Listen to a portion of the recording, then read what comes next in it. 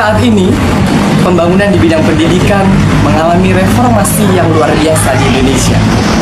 Hal ini tentunya demi peningkatan mutu pendidikan yang ada di Indonesia. Komponen yang selalu menjadi dianggap sangat penting untuk mengalami reformasi adalah bagaimana seorang guru bisa menciptakan atmosfer pembelajaran yang baik. Salah satu strategi pembelajaran yang sedang dianjurkan oleh pemerintah adalah bagaimana bisa menerapkan proses pembelajaran berdiferensiasi. Proses pembelajaran berdiferensiasi merupakan proses pembelajaran yang mengacu pada kebutuhan peserta didik. Lalu, bagaimana proses pembelajaran berdiferensiasi dapat dilakukan? Saya, Anugrah Isromi, berikut penjelasannya. Sebelum melakukan pembelajaran berbasis diferensiasi, guru perlu melakukan pemetaan kebutuhan belajar peserta didik. Pemetaan kebutuhan belajar peserta didik meliputi 3 hal pokok. Pertama, kesiapan belajar peserta didik. Hal ini berkaitan dengan pengelompokan peserta didik berdasarkan kemampuan atau daya serap peserta didik dalam menerima materi pembelajaran. Ada peserta didik yang cepat paham dalam menerima materi, namun ada juga yang masih dalam kategori sedang sampai dengan lamban dalam memahami materi. Kedua, profil atau gaya belajar peserta didik yang secara umum dapat dibagi menjadi 3 kategori, yakni peserta didik yang bersifat visual, audio, dan kinestetik. Kesiapan belajar dan profil belajar ini akan membantu guru untuk menentukan diferensiasi konten dan proses dalam kegiatan belajar mengajar. Ketiga, minat, bakat, atau hobi peserta didik. Dengan mengetahui dan berpihak pada minat, hobi, dan bakat peserta didik dalam proses pembelajaran, guru hendaknya memberikan kebebasan kepada peserta didik untuk menuangkan dan atau mempresentasikan hasil belajarnya dalam berbagai bentuk, sesuai dengan minat, hobi, dan atau bakatnya. Hal ini disebut dengan diferensiasi produk. Setelah dilakukan diagnostic assessment, peserta didik yang saya ajar memenuhi 3 kriteria profil belajar. Ada yang bersifat visual, audio, dan juga kinestetik. Ketika dilakukan analisis terkait kesiapan belajar, peserta didik saya juga terdiri dari 3 kategori, yakni cepat dalam memahami materi, kategori sedang, dan juga ada beberapa yang masih dalam kategori lambat. Sementara itu, terkait penjaringan minat ataupun hobi peserta didik, masing-masing dari mereka memiliki perbedaan.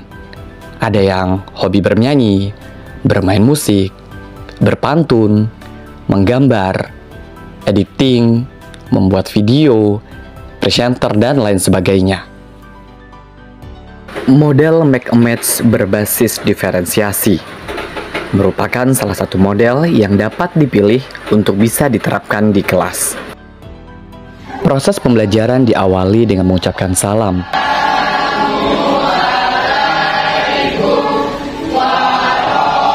Yang dilanjutkan dengan memeriksa kehadiran peserta didik.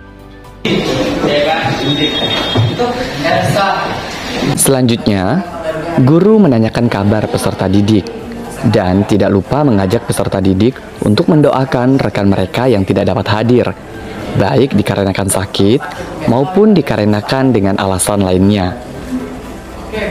Sebelum saya menyampaikan tujuan pembelajaran dan manfaat materi pokok, saya mengajak peserta didik saya untuk mereview ulang materi sebelumnya. Selanjutnya, guru menyampaikan tujuan pembelajaran dan juga manfaat pembelajaran. Dengan harapan, peserta didik akan lebih mudah fokus dan tahu arah materi, serta mengetahui kebermanfaatan materi untuk dipelajari. Pemahaman tentang manfaat materi yang akan dipelajari akan membuat proses pembelajaran jauh lebih bermakna.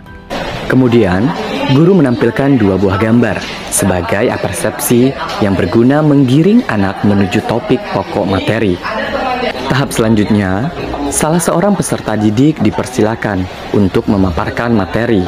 Peserta didik ini disebut dengan tutor sebaya atau peer teaching.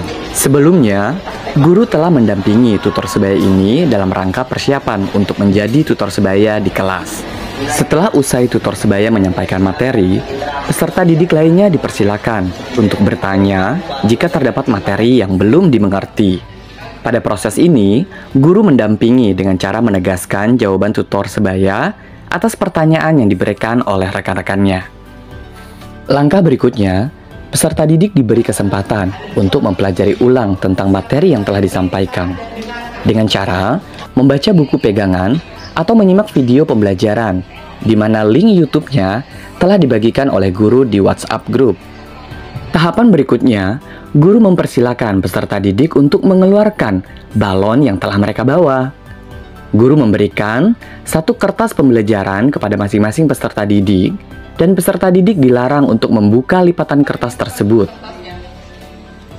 Kertas pembelajaran yang disediakan guru merupakan kertas yang berisi dua jenis kertas, yakni kertas yang berisi pertanyaan dan kertas yang berisi jawaban. Peserta didik tidak mengetahui apakah mereka memperoleh kertas berupa pertanyaan atau jawaban. Kertas pembelajaran yang diperoleh oleh peserta didik selanjutnya dimasukkan ke dalam balon masing-masing. Kemudian, balon ditiup dan diikat. Kemudian, guru mengajak peserta didik ke lapangan terbuka dan meminta peserta didik untuk membentuk lingkaran. Secara bersamaan, balon-balon yang berisi kertas pembelajaran tersebut mereka lempar ke atas dan dipersilakan untuk masing-masing mereka memecahkan balon-balon itu.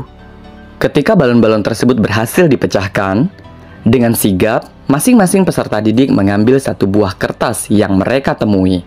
Kertas tersebut mereka baca, dan dengan penuh rasa ingin tahu, berpikir kritis, kreatif, semangat, jujur, dan juga sikap kerjasama, masing-masing peserta didik harus menemukan pasangannya, yakni antara kertas pertanyaan dan kertas jawaban. Bagi peserta didik yang telah menemukan pasangannya, perlu memisahkan diri dan membentuk barisan.